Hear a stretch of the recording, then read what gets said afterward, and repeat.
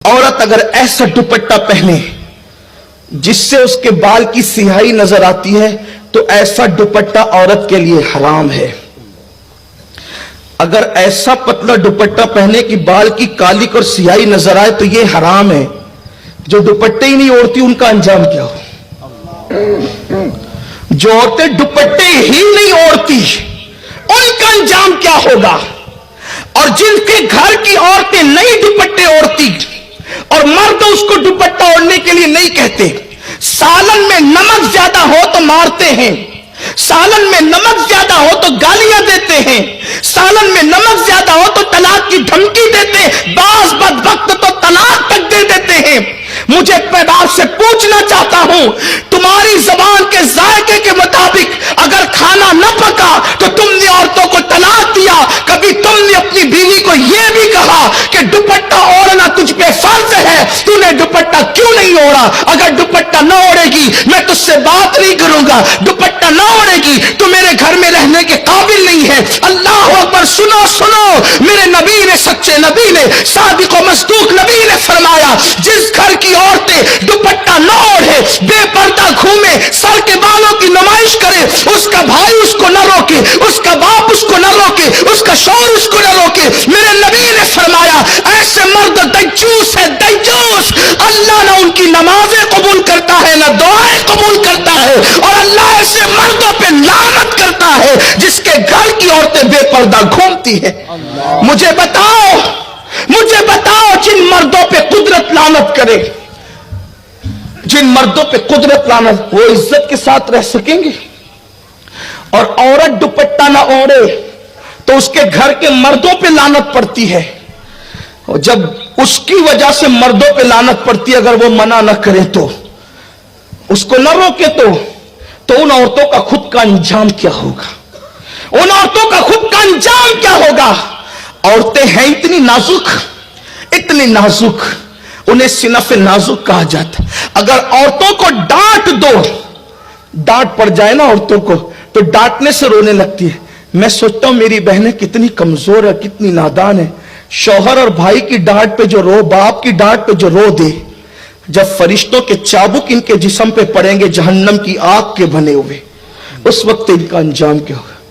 جو ڈانٹ نہ سن سکے اور رو دے، جب فرشتے ان پہ چابک برسائیں گے بے پردگی کی بنیاد پہ، ہونٹوں پہ لالی لگانے کی بنیاد پہ، پتلے پتلے باریک لباس پہننے کی بنیاد پہ، مردوں سے فون پہ لمبی لمبی باتیں کر کے، زنا کی باتیں کر کے، ناجائز حرام باتیں کر کے بھاگنے کا پلان کرنے کی بنیاد پہ، اس وقت ان کا انجام کیا ہوگا؟ بڑی معذرت کے ساتھ، مجھے کوئی شوق نہیں ہے ان عنوانات پہ تقریر کرنے کا، لیکن نشتر جو لگاتا ہے وہ دشمن نہیں ہوتا. قوم کا درد بے چین کرتا ہے کہ حق بول دیا جائے، ورنہ لوگ کہتے ہیں آپ ہماری بیٹیوں کے بھاگنے کا تذکرہ مائک پہ کیوں کرتے ہیں؟ میں نے کہا نادان، اگر بھاگی نہ ہوتی تو میں ذکر کیوں کرتا؟ جنہیں بھاگنے میں شرم نہیں آتی ہم ان کا تذکرہ کرنے میں شرم کیوں کریں؟ اس لیے کہ قوم کی بیٹیوں کو، میں یہ نہیں کہتا کہ ہر بیٹی بھاگتی ہے، واللہ کبھی نہیں کہتا. میں تو یہ دعویٰ کرتا ہوں پوری دنیا میں کہ آج بھی جتنی باغیرت مسلمان کی بیٹی ہے اتنی باغیرت کسی کی بیٹی ہو نہیں سکتی. لیکن سیریل دیکھ کر، فلمیں دیکھ کر، گانے سن کے، ناولیں پڑھ کے آج مسلم بیٹیوں میں بھی کچھ ایسی ناہنجار اور غلط بچیاں جنم لے چکی ہے جس نے پوری قوم کو بدنام کر رکھا ہے. ہر دن کسی نہ کسی اخبار میں، ہر دن نیوز چینلوں پر مسلم بیٹیوں کے بھاگنے کی داستان آتی ہے. لیکن یاد رکھنا اس کے ذمہ دار بھی صرف وہ بیٹیاں نہیں ہیں، ہم بھی ہیں، کیونکہ ہم نے اپنی بیٹی کو سیریل دکھا کر تو پالا، ہم نے اپنی بیٹی کو سیدہ فاطمہ کی سیرت کبھی نہیں سنائی، ماں عائشہ صدیقہ کی زندگی کبھی نہیں سنائی. اللہ اکبر! ہم نے تو اپنی بچیوں کو گناہ اور جرائم دکھائے فلموں کی شکل میں، لیکن ہم نے تقوی اور پرہیزگاری کی باتیں کبھی نہیں بتائی. बताई, वजह यही है कौम की बच्चियां बिगड़ती चली गई, कौम की बच्चियां दीन से दूर होती चली गई। तो आइए बात बहुत दूर न चली जाए, मैं दो जुमले कहकर अपनी बात को फिर अपने उन्वान की तरफ लेकर चलता हूं। मैं अपनी कौम की इन बेटियों से, माओं से, बहनों से गुजारिश करता हूं, मेरी बहनों, अल्लाह के अज़ाब को दावत मत दो, अल्लाह के गजब को दावत मत दो। दुनिया का बड़े से बड़ा ताकतवर इंसान कोई भी इस काबिल नहीं है जो अल्लाह के अज़ाब को बर्दाश्त कर सके। अल्लाह के इज्जत की कसम, अगर मेरा अल्लाह अपने अज़ाब को किसी पहाड़ पर डाल दे तो पहाड़ भी अल्लाह के अज़ाब को बर्दाश्त करने की ताकत नहीं रखता। सोचो तो सही, जो पहाड़ अल्लाह का अज़ाब बर्दाश्त नहीं कर सकता, हमारा ये कमजोर जिस्म अल्लाह के अज़ाब को कैसे बर्दाश्त कर सकता है। इसलिए कभी गुनाह करके अल्लाह के अज़ाब को दावत मत देना। मेरे अल्लाह ने फरमाया, इन्ना बत्श रब्बिका लशदीद, बेशक तेरे रब की पकड़ बड़ी सख्त है। अल्लाह जब किसी की पकड़ करता है तो फिर उसको कहीं का नहीं रखता। जवानी में गुनाह करना बहुत अच्छा लगता है, जवानी में गुनाह करने में बहुत मजा आता है, जवानी में रंगरेली और गुल छल्ले उड़ाने के अंदर इंसान अपने आप में बहुत भारी अपने आप को महसूस करता है। मगर सुन लो, कुदरत तुम्हें और हमें सबको देख रही है। मेरे अल्लाह का ऐलान है, हुवा माकुम ऐनमा कुंतुम, तुम जहां कहीं हो अल्लाह तुम्हारे साथ है।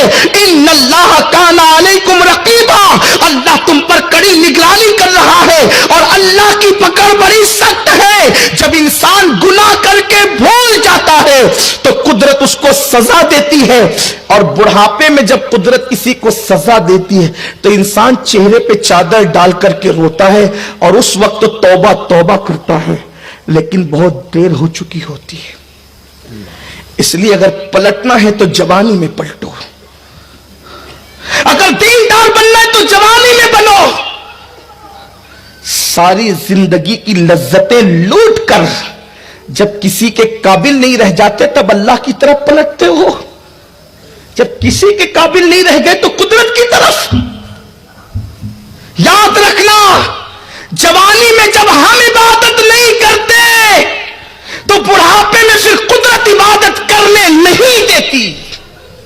फिर घुटनों का दर्द, कमर का दर्द, उठने बैठने की तकलीफ। मगर हां, जिन लोगों ने जवानी में इबादत की और बुढ़ापे में बीमार हो गए, घुटने में तकलीफ हर आदमी को हो सकती है, बुढ़ापे की वजह से कमर में तकलीफ हर आदमी को हो सकती है, बीमारी हर आदमी को हो सकती है। तो ऐसे मौके पर जो शख्स जवानी में इबादत करता था लेकिन जब बूढ़ा हो जाता है और इबादत के काबिल नहीं रह जाता, बहुत कम से कम इबादत करता है और उसकी इबादत कम कम अल्लाह की बारगाह में पहुंचती है, तो अल्लाह इल्म आलिमुल गैब व शहादा है, वो गैब का जानने वाला है, वो अपने फरिश्तों से फिर भी पूछता है, फरिश्तों बताओ ये बंदा तो बहुत पहले इबादत करता था, अभी इसकी इबादतें कम क्यों हो गई। वो फरिश्ते कहते मौला तू बेहतर जानता है, ये पहले जवान था, ताकतवर था, कुव्वत वाला था, मौला अब ये बूढ़ा हो गया है, कमजोरी की वजह से कर नहीं पाता। तो अल्लाह फरमाता है मुझे अपनी इज्जत की कसम, ये जवानी में कसरत से करता था और बुढ़ापा मैंने दिया है, कमजोरी की वजह से कर नहीं पा रहा है या कम कर रहा है। फरिश्तों गवाह रहना, ये कितनी ही कम करे अब इसको कम का सवाब नहीं दिया जाएगा। जवानी में जितनी ज्यादा करता था हम उसका सवाब इसको अता करेंगे। मेरे प्यारे आका सल्लल्लाहु अलैहि वसल्लम के दीवानों, इसलिए अल्लाह की इबादत की तरफ आओ, सौरो सुधरो पलटो। तो अर्ज करने चला था कि उस खातून ने अर्ज की बारगाह रिसालत में, या रसूल अल्लाह मैं मिंबर बनाना चाहती हूं और चाहती हूं कि आप मिंबर पर जलवगर हों। सरकार ने उनको इजाजत दी। इससे पता चला कि सबसे पहला मिंबर बारगाह रिसाल जो है वो मस्जिद के अंदर एक औरत ने लगवाया, मिंबर लग गया। अब ये भी एक बात आपको बताऊं आगे बढ़ने से पहले, हुजूर मिंबर पर तीसरे जीने पे बैठते थे। कौन से जीने पे? तीसरे। लेकिन जब हुजूर का विसाल हो गया और सिद्दीक अकबर दूसरे पे बैठते थे, बीच वाले थे। सिद्दीक अकबर का विसाल हो गया तो फारूक आजम पहले पे बैठते थे। जब उनकी भी शहादत हो गई तो उस्मान गनी फिर तीसरे पे बैठने लगे। किसी ने हजरत उस्मान गनी से पूछा देखो ये सहाबा का मसलक है, ये मसलक सहाबा है, ये सहाबा की फिक्र है। हज़रत उस्मान गनी से पूछा, ए उस्मान, हुजूर तीसरे पे बैठते थे, सिद्दीक अकबर दूसरे पे बैठते थे, फारूक आजम पहले पे, आप फिर तीसरे पे बैठते हैं, वजह क्या है? कुर्बान उस्मान गनी कहते हैं सिद्दीक अकबर दूसरे पे इसलिए बैठते थे, हाय हाय, सिद्दीक अकबर दूसरे पे बैठते थे, सिद्दीक अकबर दूसरे पे बैठते